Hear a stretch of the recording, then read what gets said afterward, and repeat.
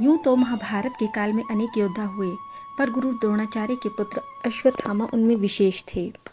अश्वत्थामा महाभारत काल अर्थात द्वापर युग में जन्मे थे। उनकी गिनती युग के श्रेष्ठ योद्धाओं में होती थी। वे गुरु द्रोणाचार्य के पुत्र व कुरुवंश के राजगुरु कृपाचार्य के भांजे थे। जन्म का रहस्य। अश्वत्थामा का जन्म भारद्वाज ऋषि के पुत्र द्रोण के यहाँ हुआ था। उनकी माता का नाम कृपि था। जन्म लेते ही अश्वत्थामा ने उच्च शर्वा अर्थात अश्व के समान घोर शब्दघोष किया।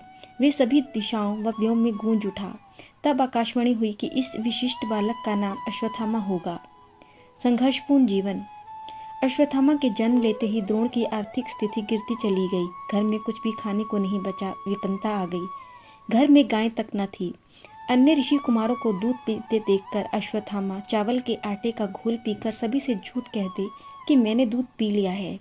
यह दयनीय स्थिति देख उनके पिता द्रोण स्वयं को धिक्कार उठे। इसके पश्चात वे धर्मयुक्त गाय की खोज के लिए भटके, लेकिन उन्हें कोई भी गाय दान में नहीं मिली। मदद हेतु वे अपने मित्र राजा द्रुपद के यहाँ गए, परंतु वहाँ भी उन्हें अपमानित लौटना पड़ा। अस्त्र शस्त्र के ज्ञाता पिता की सत्ताहीन व्यक्ति द्वारा अवमानना ने अश्वत्थामा को झंझोर कर रख दिया।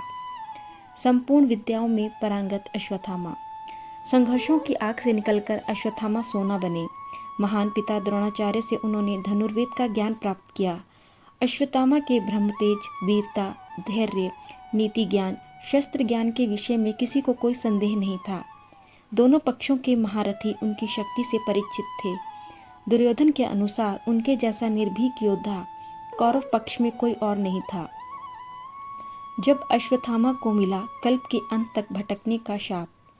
अश्वत्थामा के पिता द्रोणाचार्य ने कौरवों और पांडवों दोनों को ही शस्त्र विद्या में पारंगत बनाया था। हस्तिनापुर राज्य के प्रति निष्ठा होने के कारण उन्होंने महाभारत युद्ध में कौरवों का साथ देना उचित समझा। अश्वत्थामा भी अपने पिता की भांति शस्त्र विद्या में निपुण थे। पिता पुत्र की जोड़ी ने महाभारत के युद्ध में पांडवों की सेना को छिन्न भिन्न कर दिया था, जिससे पांडव निराश होने लगे थे।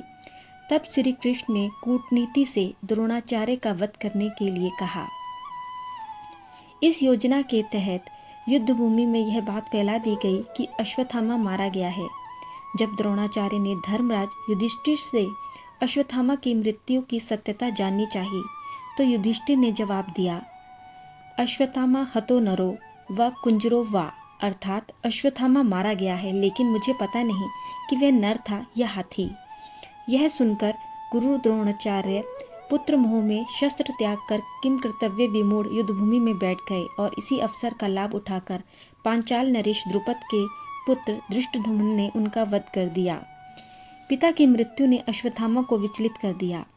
महाभारत युद्ध के पश्चात जब अश्वत्थामा ने पिता की मृत्यु का प्रतिशोध लेने के लिए समूल पांडव वंश के पुत्रों का वध कर दिया और अंत में बचे उत्तरा के गर्भ में पल रहे अभिमन्यु पुत्र परीक्षित को मारने के लिए उन्होंने ब्रह्मास्त्र चलाया। तब भगवान श्री कृष्ण ने परीक्षित की रक्षा कर दंड स्वरूप अश्वत्थामा के माथे पर लगी मणि निकाल ली और उन्हें तेजहीन कर दिया।